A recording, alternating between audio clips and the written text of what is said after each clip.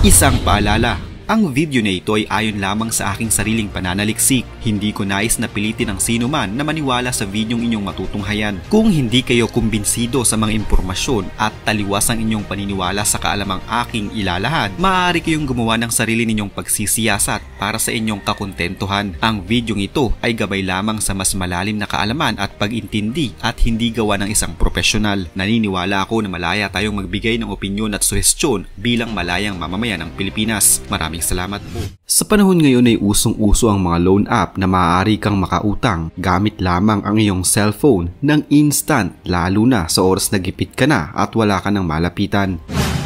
Pero dapat pa ding tandaan na madaming mga apps sa cellphone na maaari kang pautangin na ang iba ay maituturing na scam, maaari kang i-blackmail at ipahiya sa publiko.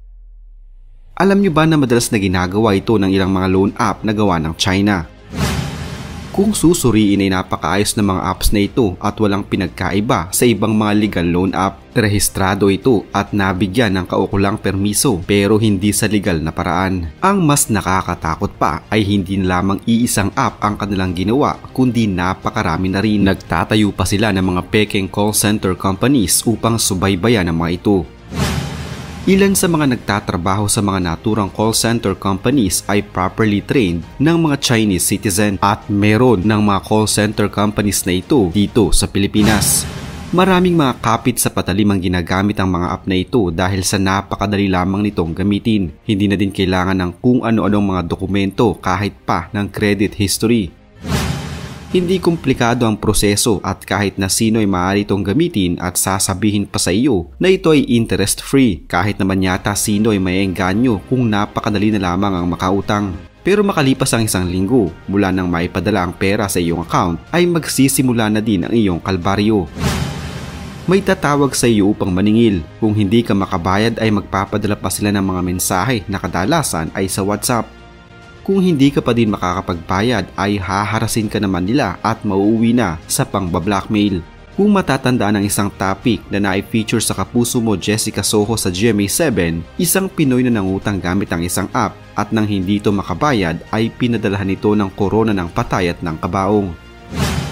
Sino nga ba ang mga taong nagpapadala ng mensahe at tumatawag sa mga tao? Sila ang mga taong nagtatrabaho sa mga call center offices ng naturang loan app. Kadalasan sa kanila ay walang maayos na trabaho kaya pinatos kahit na ang mga iligal na pagkakakitaan para sa sweldo. Sila ang mga mangungulit, nang haharas, nananakot at nang bablackmail sa mga nanghiram ng pera. Kaya kung gagamit ka man ng app para makaloan, siguraduhing legal ito at dumaan sa maayos na proseso. Maniwala din sa mga kasabihang it's too good to be true dahil laging nasa huli ang pagsisisi. Bukod sa mga app na ito, isa pa sa kanilang mga scam ay ang link naman sa mga comment section sa YouTube. Karamihan sa mga scammers nila ay nagre-reply sa inyong mga comment sa kahit anong mga video sa YouTube gamit ang kanilang mga fake accounts. Magre-reply sila ng mga magagandang pananalita at magsasabi ng kung ano-anong mga magagandang pangako sa iyo. Sasabihin na nanalo ka ng kung ano-anong premyo at syempre marami sa atin ang maniniwala dito. Magpapadala tayo ng mga shipping fee, magsasend ng kung ano-anong mga dokumento at pictures hanggang sa mahack na nila ang ating mga pagkatao at pagkakakitaan ka. Minsan ay mga link naman na magli-lead sa iyo sa kung ano-anong mga peking pang-eengganyo kaya dapat na mag-iingat sa mga pag-comment at pag-click ng kung ano-anong mga link sa YouTube. Kung pag-uusapan naman natin ang kanilang economic tactics mula sa pinaka-basic trades nito, may tatlong pangunahing dahilan kung bakit ang isang bansa ay nakikipag-trade o nakikipagkalakalan sa ibang bansa. Una ay ang hindi available ang isang partikular na produkto o serbisyo sa inyong bansa at maaaring makikita lamang ito sa ibang bansa. Halimbawa na lamang, ang saging noon ay hindi available sa Britanya bago pa ang taong 1633 dahil ang kanilang klima ay hindi angkop sa pagtatanim ng saging kaya naisip nilang mag-import ng saging. Ang pangalawang dahilan ay ang produkto o serbisyo na hinahanap ng isang bansa na wala sa kanila ay makukuha o available sa ibang bansa sa napakamurang halaga lamang. Tulad na lamang ng BPO dito sa Pilipinas, sa atin nagtayo ng mga call center companies ng Amerika dahil di hamak na mas mababa lamang ang pasahod sa mga Pinoy kumpara sa kanilang sariling bansa. Ang pangatlong dahilan ay dahil ang serbisyo o produkto na hinahanap ng isang bansa ay mas maganda ang kalidad ng mga ito sa ibang bansa. Dahil sa mga ito ay makikita na malaki talaga ang bentahe ng pakikipagkalakalan o pakikipag-trade sa ibang bansa dahil mayroong mapagpipilian ng mga consumers na mura, de kalidad at maraming mga produkto at serbisyo mula sa ibang bansa. Bawat bansa din ay siguradong makikinabang sa kalakalang ito. Pero paano ang mga bansang walang kakayahang mag-export ng kanilang produkto at salat din sa mga natural resources na maaari nilang gamitin upang makapag-export din sila sa ibang mga bansa na kung minsan nagkukulang pa ito para sa kanilang pansariling konsumo? Ang mga bansang ito ay madalas sila pa ang nag-i-import ng mga produkto upang kanilang magamit. Kung mag-i-import lamang sila ay malaking gastos ito sa kanilang bansa at wala silang matatamong kahit na anong insentibo. Sa ganitong pagkakataon, may ilang mga mapagsamantalang mga bansa na tataasan ng buwis na ipapataw sa pag-export nila sa kanilang produkto sa mga bansang nag-i-import at walang kakayahang mag-export. Ito ang tinatawag na taripa. Kailangan magbayad ng taripa ang isang bansa bago ma-import ang produkto sa kanila mula sa ibang bansa. Tiyak naman at tiba-tiba ang magiging kita ng bansang nag-e-export ng produkto. May iba pang mga dahilan ng pagpapatupad ng import taxes. Halimbawa na lamang kung ang isang bansa ay nais i-pressure ang isa pang bansa tungkol sa isang geopolitical decision o kung may isang bansang hindi naging pabor sa economic decision ng isa pang bansa, tataasan ito ngayon ang taripa bilang ganti o pagsalungat. Ngayon itignan naman natin kung paano gamitin sa mali ng China ang pagpataw ng taripa at kalakalan sa ibang mga bansa. Sumapi ang China sa World Trade Organization noong taong 2001. Kasabay nito ay ang pangako ng China na bubuksan nila ang kanilang ekonomiya upang mas mapadali ang kanilang trading sa ibang mga bansa. Pero sa ngayon, mahigit sa 20 taon na ang nakakaraan, ginamit ng China ang pagsapi nito sa WTO sa maling paraan upang sila lamang ang makinabang. Makikita natin ang mga made in China sa napakaraming mga produkto na nasa halos lahat ng bansa sa mundo. Ganito kalawak ang narating ng kanilang mga produkto. Pero ang Facebook, YouTube, Google at Amazon ay hindi hinahayaan ng China na makapasok sa kanilang bansa. Kung titignan ay may tuturing itong one-sided trading.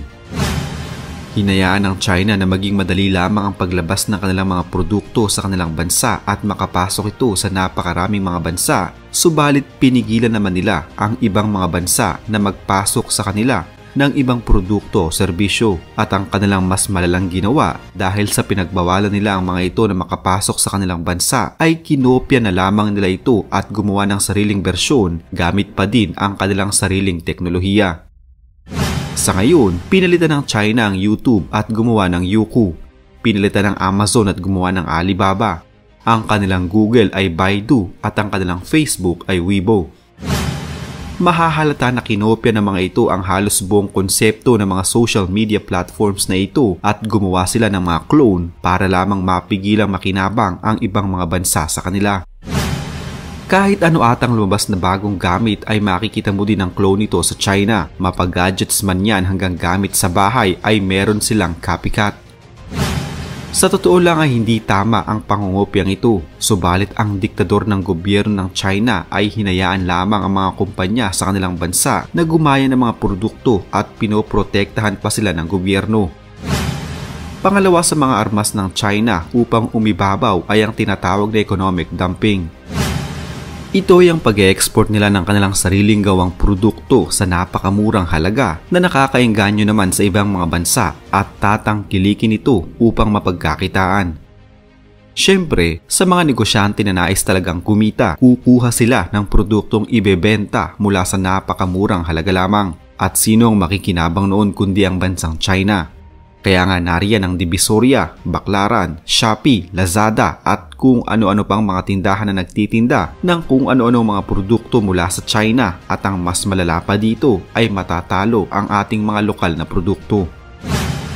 Ilan lamang ang mga taktikang ito na ginagawa ng bansang China kaya noon nagdeklara si Donald Trump ng Amerika ng trade war laban sa bansang ito. Tinaasan ni Trump ang import tariff sa kanilang bansa upang mapigilan ng China sa kanilang ginagawa na silang mas nakikinabang. at ang trade war na ito ay nagdulot ng pagkatalo sa bawat bansa sa iba't ibang kadahilanan. Kung sakaling i-boycott natin ang China, ito marahil ay sa pamamagitan ng pagpataw ng mataas na import tariff at bawasan ang pakikipagkalakalan sa kanila. Pagdating naman sa usaping politika, sinusubukan ng Chinese Communist Party na impluwensya ng ibang mga bansa. Isang halimbawa nito ay ang bansang Australia. Sinusubukan ng China na manipulahin ang mga tao sa internal politics ng Australia. Naging usap-usapan noon ang paggawa ng China ng mga nasa libu-libong WeChat accounts upang pagtawanan at ipahiya ang nooy Prime Minister ng Australia. Hindi lamang ito, napabalita din na nagtayo ang China ng mga spy network sa mga universidad sa Australia upang mag-espiya sa mga Chinese students. Ayon sa lumabas na balita noon, isang estudyanteng Chinese ang nag-aaral sa University of Queensland sa Australia ang umattend sa isang protesta na kontra sa gobyerno ng China.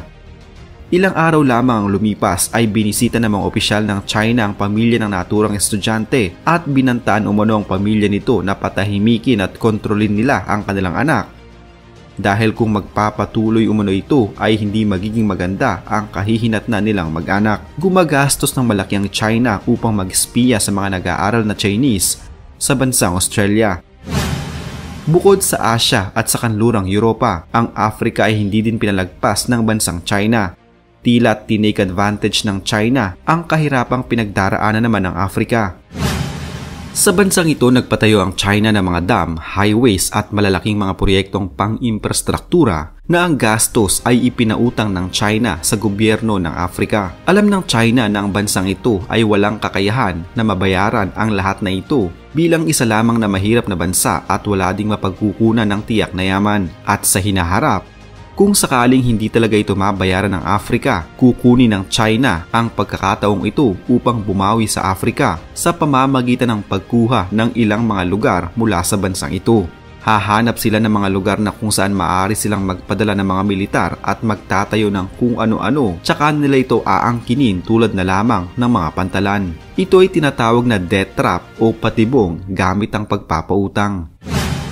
Sa pamamagitan nito ay masisira ang buong bansa tulad na lamang ng nangyari sa Zambia na isa ding bansa sa Africa. Isang ulat ang lumabas noong taong 2018 kung saan ang gobyerno ng Zambia ay ibinebenta ang kabuuang kontrol ng kanilang National Electricity Company sa bansang China bilang kabayaran sa kanilang naging utang sa China na hindi na nila mabayaran. Ang pinakamahalaga at pinakamalaking pantalan din sa Kenya, ang Port Mombasa, ay ginawa ring kabayaran ng gobyerno ng Kenya sa kanilang naging utang na hindi nila mabayaran sa bansang China. Ang Nigeria ay isa na namang bansa na maaaring mahulog din sa patibong na ito ng China. Ilan ding mga bansa sa Asia ang nakakaranas ng parehong sitwasyon ng mga bansa sa Africa sa kamay pa rin ng China. Gaya na lamang ng isang buong isla sa Maldives na naibenta sa China.